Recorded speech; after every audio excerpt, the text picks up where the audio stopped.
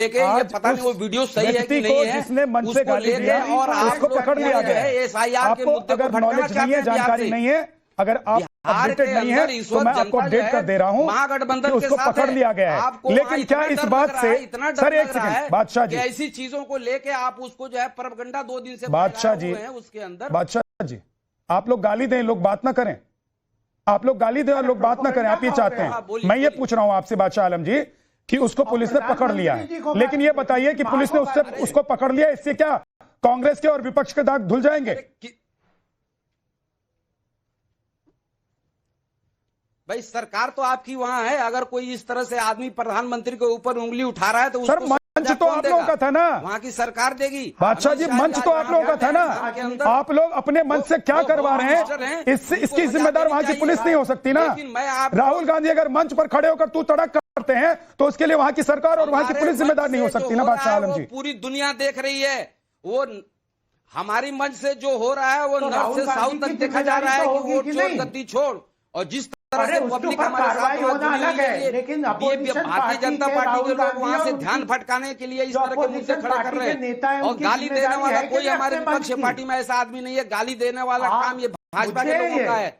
आप उठा के देखिए राम सिंह बिदुरी, आपके ही विपक्ष का नेता, कांग्रेस का नेता कह रहा है कि हाँ मंच से गाली दी गई, और आप कह रहे हैं कि गाली देने वाला बीजेपी का नेता है, तो प्रोपेगेंडा तो आप लोग चला रहे हैं सर बादशाह आलम जी। नहीं आप उसकी जांच करो ना, आप वहां अरे सर क्या बैठे हो, हाथ कंगन को आरसी क्या और पढ़े लिखे को फारसी क्या? इनकी सोच आपका कांग्रेस का नेता कह रहा है कि हाँ ये वहां पर किसी ने गाली दी, हमने उसको चिन्हित कर लिया, हमने उसको डांट लगाई, और आप कह रहे हैं कि प्रोपेगेंडा चला रही है बीजेपी। प्रोपेगेंडा तो आप इसका मतलब चला रहे हैं।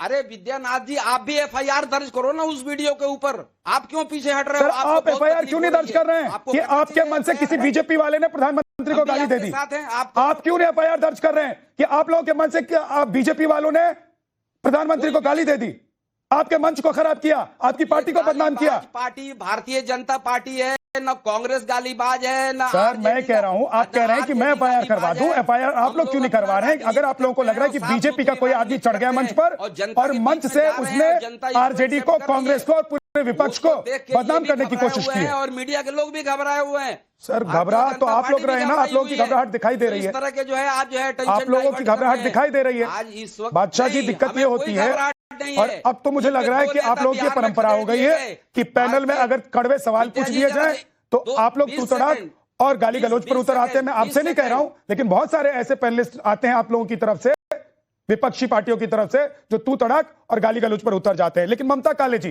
क्या ये परंपरा पुरानी रही है, उसको आगे बढ़ा रहा है विपक्ष, या ये राहुल गांधी की नई परंपरा है जिसमें खुद वो जब मंच से खड़े होकर तू तड़ाक और प्रधानमंत्री जैसे व्यक्ति की का वो सम्मान नहीं करते हैं, तो फिर बाकी लोग वही सीखते हैं, कार्यकर्ता और बच्चे वही सीखेंगे। आज मैं जो घर में करूंगा मेरा बच्चा जो देखेगा वही सीखेगा।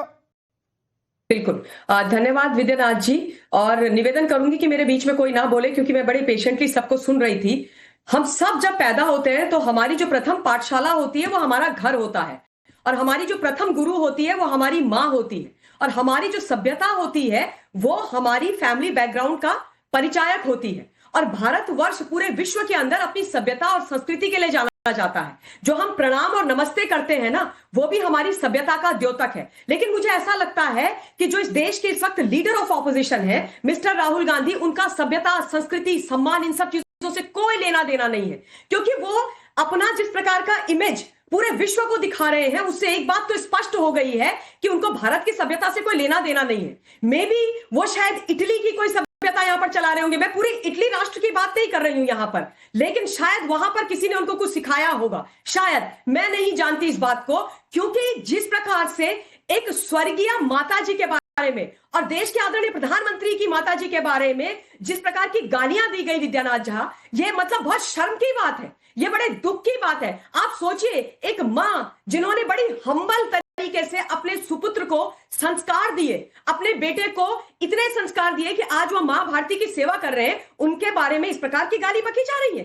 प्रधानमंत्री जी से आपकी नफरत है ना, प्रधानमंत्री जी से अगर आपको नफरत है तो प्रधानमंत्री जी के कार्यों पर आप बात करिए। आप प्रधानमंत्री जी को गाली देते हैं, आप वहां नहीं रुके हैं। जब तक उनकी माताजी जिंदा थी तब आपने उनका अपमान किया, आज वो इस दुनिया में नहीं है, आप उनको छोड़ नहीं रहे।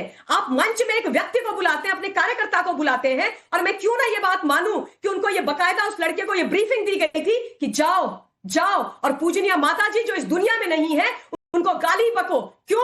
क्योंकि यही हमारा राजनीति करने का तरीका है। ये पॉलिटिकल आपका स्टैंडर्ड रह गया है। यहां इस तरीके से leader of opposition Tejashwi Yadav ji के साथ खड़े होकर के बिहार का चुनाव लड़ेंगे, आप सोचे कितने शर्म की बात है। और यहां पर एक चीज और बोलना चाहती हूं विद्यानाथ जी, 30 सेकंड्स दीजिएगा। देखिए समस्या पता है क्या है? समस्या कांग्रेस पार्टी को यह रही है कि एक गरीब मां के कोख से जन्मे हुए अति संस्कारी, अति राष्ट्रवादी व्यक्ति ने आज भारतवर्ष में प्रधानमंत्री का सर्वोच्च पद ले लिया है।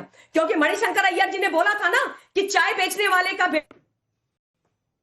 ठीक है, आपके नेटवर्क में दिक्कत हो गई, वापस आपके पास आऊंगा सुनील सिंह जी। प्रधानमंत्री ने आपके नेटवर्क में कुछ दिक्कत हो गई है ममता काले, वापस आपके पास आऊंगा। सुनील सिंह जी, डॉक्टर सुनील सिंह जी, बीजेपी का विरोध करते करते विपक्षी पार्टियां कब देश विरोधी बातें करने लग जाती हैं समझ में नहीं आता, लेकिन पार्टियों को समझ में आता है कि नहीं आता, लोग तो समझ जाते हैं। इसी तरीके से मोदी का विरोध करते करते गाली गलौज पर और मोदी की मां पर चले जाना, आप लोगों को तो शर्म आती होगी कि कांग्रेस और आरजेडी जैसे राजनीतिक दलों के साथ आप लोग चलते हैं। विद्या जी, हमारे नेता आदरणीय सन ऑफ मल्लाह मुकेश सहनी जी राजनीतिक सुचिता के पक्षधर हैं, और इतना ही नहीं, महागठबंधन के अन्य नेता शीर्ष नेतृत्व तेजस्वी यादव जी या राहुल गांधी जी सभी लोग युवा हैं और राजनीतिक सुचिता के पक्षधर हैं। राजनीति में गाली गलौज का, एक दूसरे के अपमान का कोई स्थान नहीं होता है। अगर वोटर अधिकार यात्रा के एक मंच से किसी एक बच्चे के द्वारा अपमानजनक शब्द का प्रयोग किया गया तो उस मंच के जो थे, उसके जो ऑर्गेनाइजर थे नौशाद आलम जी, कांग्रेस के कार्यकर्ता, उन्होंने माफी मांग ली है। वो लड़का गिरफ्त में आ गया है, गिरफ्तार है, और उस लड़के पर जांच होगी कि उसकी मानसिक अवस्था क्या थी, कहीं कोई साजिश तो नहीं है। ये सारी चीजें होने दे, उसके बाद अगर इस पर हम लोग बैठ के अगर चर्चा करें तो बेहतर है। लेकिन अरे राहुल गांधी क्यों नहीं बोल रहे? खुद के रूप में भुनाने का उनके मन कोशिश कर रही है। अभी देखिए, भाजपा डिस्टर्ब इसलिए है कि वोटर अधिकार यात्रा के माध्यम से महागठबंधन की रैली को अपार जन समर्थन मिल रहा है। गोपाल जी आ रहा हूं, एक बार उनको भाजपा ये नहीं है। गोपाल जी एक बार उनको कंप्लीट करने दीजिए, फिर आ रहा हूं आपके पास।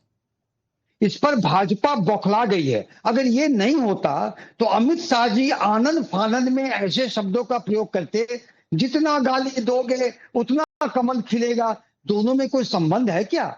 राजनीति में हाँ सर, संबंध है, भाजपा को वोट संबंध है। मैं आपको बताता हूं संबंध कैसे है। कोई संबंध नहीं, मैं बता देता हूं सर संबंध कैसे है। मैं आपको बताता हूं, 2013 में मोदी को भस्मासुर कहा जयराम रमेश ने।